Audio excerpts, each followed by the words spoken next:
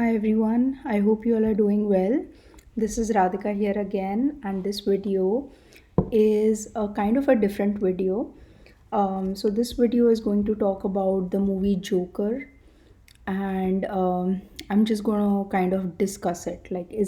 Do I think the character of Joker he had a narcissistic personality disorder, or just generally what I think of it? I don't know what I can title this video, but I'll think of something.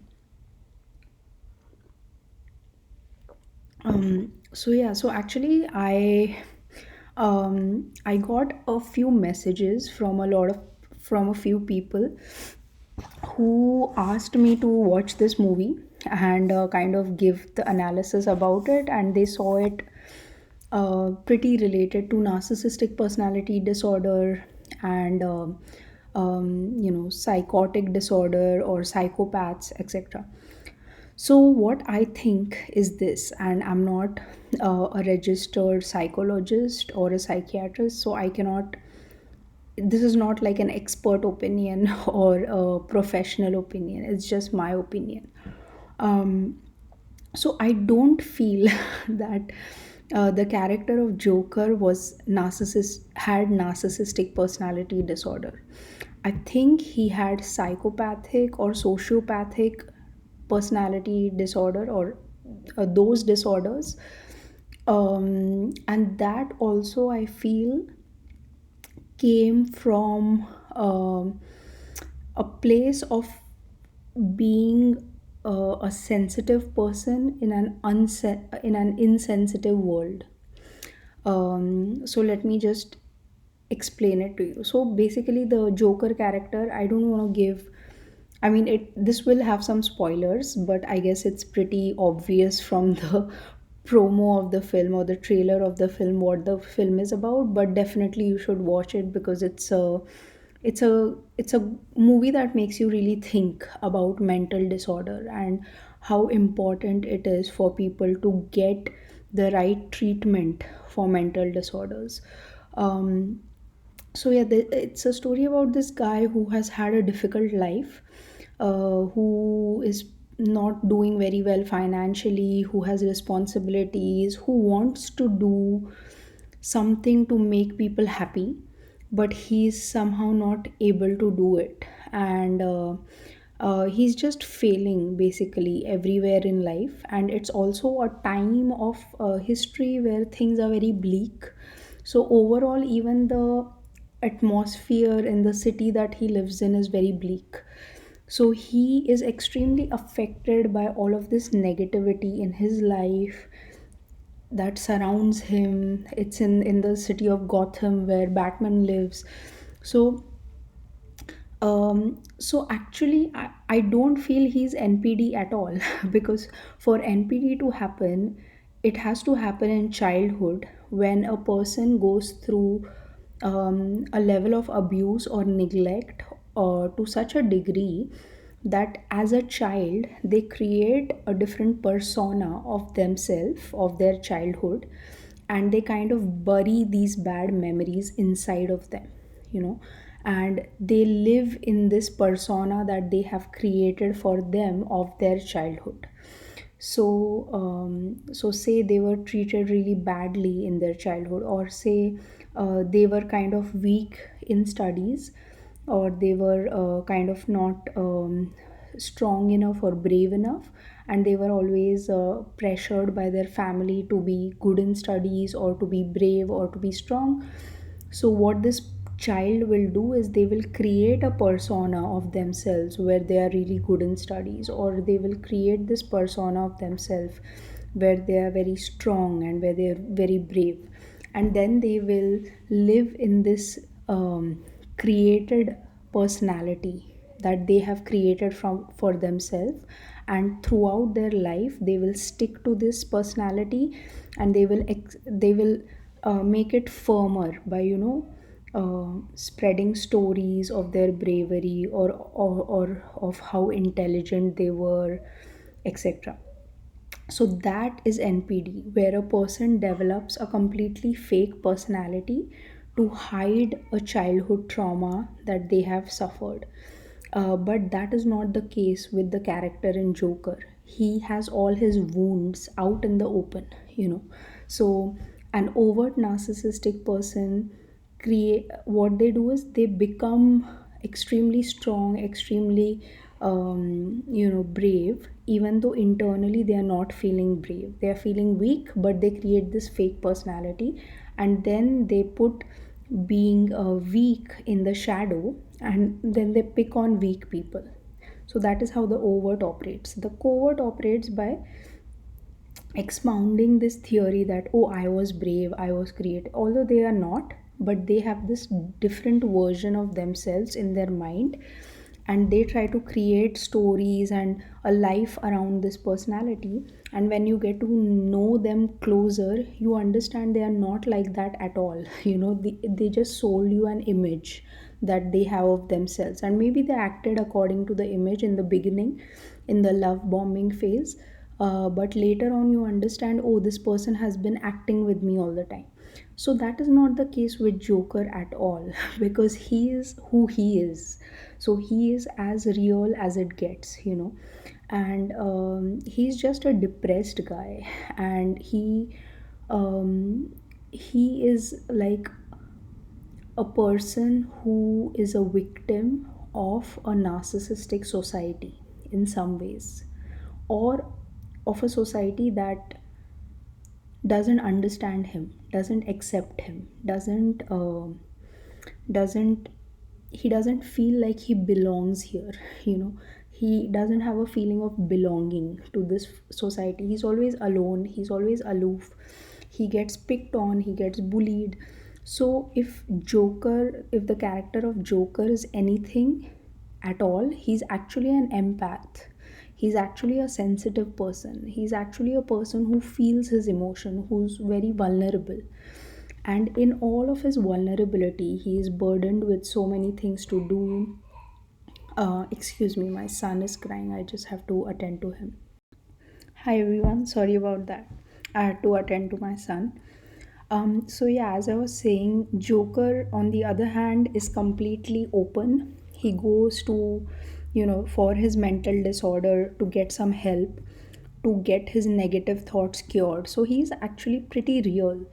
So the movie actually shows how a harmless person can become extremely dangerous in a narcissistic society, and how you really have to pay attention to your internal mental state, because really there's a very thin line between sanity and insanity, and we see it so many times in the news, in different circumstances, and many times we have ourselves felt it. Like when you are in a fit of rage, there is a possibility that you can do anything when you are in that fit of rage. So we need to recognize that in ourselves. We have to recognize the insanity that we all carry inside of ourselves, and how to keep it balanced with the sanity, because the insanity is always going to be there. There's not going we are not going to be able to get rid of it completely, because where there's sanity there's insanity. So yeah, so that's what I think happens. And how it relates to NPD is actually, I feel like every scapegoat who has undergone narcissistic trauma or narcissistic abuse does come very close to how the Joker feels in the movie. So in tarot cards, there is a card called the Joker, which is called as the Fool card, and the number on it is zero, because it's the starting point, it's the point of neutrality. So when you are in a neutral state, say you have been undergoing narcissistic abuse, you have learned about it, you have understood about it, now you are um, now you go through the phases of neutrality. Now you are like a fool because literally, if you have been scapegoated, or if you have been somehow been trapped into this narcissistic drama, you do feel like a fool. You feel like I have been fooled. So from here you can take two paths, right? One that goes to the dark and one that goes to the light. And what happens is we go through a lot of phases after this neutrality has happened. So we go through an anger phase, we go through a revenge phase, we go through a completely effort phase where it's like, like I can even destroy these people, that kind of a jealousy, revenge, just resentment, full of hatred, that kind of a phase where all around destruction is okay by the person who had been treated like a fool, who has become a joker of this situation. So that's when you reach kind of psychopathic, uh, the borderline of psychopathic, when you are constantly in your fantasies of revenge, or you're constantly thinking I'm going to destroy these guys, or whatever you're thinking about. Now the joker, he stopped at this phase, and this is the route he chose. He thought this world doesn't deserve to live, which is what a lot of people who have been scapegoated think about the narcissistic person, that such demons, such evil people, they don't deserve to live. And joker feels that about society in general, because he is generally unhappy with life, so he sees narcissism in society. It's not a person. And there are different people who have troubled him throughout life, but overall he just goes to the big picture, like complete destruction of everything. So so that's where the joker goes. Now if you have seen the dark knight, where there's batman also, so batman is very similar to joker, in the sense that he has also had childhood trauma. His parents die, he's alone, he's a loner, he's a bit different. He's very rich but he's lonely. He's interested in all these gadgets and stuff like that. So he's like pretty much like joker in a way. They both don't belong to this world. They both just somehow pretend to be okay with this world, but internally they don't have a feeling of belonging. you know and they both are like kind of hidden, because even batman, he's not very flamboyant. He's not very like, see me, I'm batman, like that. He's very introverted in a way. So what happens is batman, on the other hand, he also goes through this narcissistic abuse, because he sees the world is not a good place. There are narcissistic people who are preying on innocent people, etc. Now he also goes through the phases of anger, resentment, etc. But then he moves further than that, and then he thinks, what can I do about it? So instead of thinking that I will destroy the world, he thinks that I will make it better. So he goes from the neutrality place, he chooses the other route, the route of being in the light, or the route of being in the positive, the organic. What good change can we bring in this world? So both of them kind of have this understanding of the world which is very deep, and they both understand the shadows of the world very deeply, and they have felt it, but they went different routes. So that's why if you see the dark knight, it's the chemistry between like the joker and batman is amazing because they are the polar opposites. So they see that in each other, and they have this like connection with each other, because they come from a similar background, but they have chosen different things. They have chosen to deal with it in different ways. So in a way they really get each other. you know so that's why there's a scene in the dark knight where joker says to batman that you couldn't just let me go, could you? Because that's what happens when an unstoppable force meets an immovable object. And then in the end he says, I think you and I are destined to do this forever. So actually what he's talking about is the dark and the light, because the dark and the light and all the shades in between together is what makes this universe. As I've said before, it's the yin and the yang, the masculine and the feminine, and everything in between that is what makes this universe. So both are always going to exist, because what we call dark is absence of light, and what we call light is absence of dark. So if there was only light, you wouldn't even call it light because why would you want to call it light? We know light because we know the dark. So this whole realm of existence has to have the two forces. It has to have it, otherwise it's not going to exist. That's that's like a law on which this earth or this reality or the universe, everything is made. Without it, nothing can exist. So that's why it's very interesting to kind of see this, because I think like in Dark Knight also they have portrayed it very nicely, because both Batman and Joker, they feel this connection in each other, and there's this like spark that goes on between the two of them. So in a way, when they see each other, they see a reflection.